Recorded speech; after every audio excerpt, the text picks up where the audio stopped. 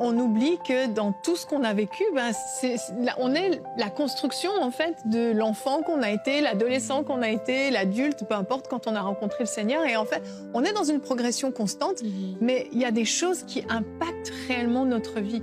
Et faire comme si ça n'avait pas existé. Et je crois que c'est quand même très chrétien aussi de fonctionner comme ça, parce qu'on dit les choses anciennes sont passées et puis ça reste derrière et puis on veut fermer la porte et on dit non, maintenant je suis une nouvelle créature, Christ m'a transformée.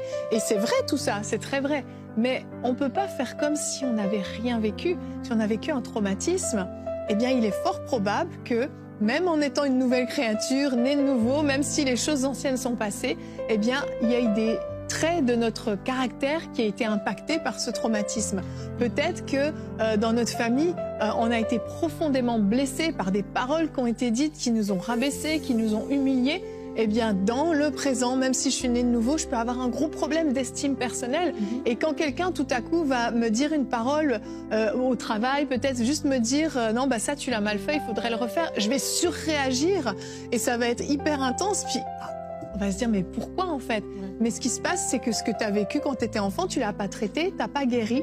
Eh bien, qu'est-ce qui se passe aujourd'hui? Tu surréagis dès qu'on appuie sur ce bouton. Et on a comme des boutons qui nous font surréagir. Et ne pas identifier la source, juste essayer de traiter le symptôme, la surface, mais ne réglera pas le problème. Donc on va essayer de se maîtriser, on va essayer de prendre sur soi, on va essayer de se parler. Mais non, il faut des fois se revenir. Et puis si je reste dans mon exemple, oui c'est vrai, mes parents m'ont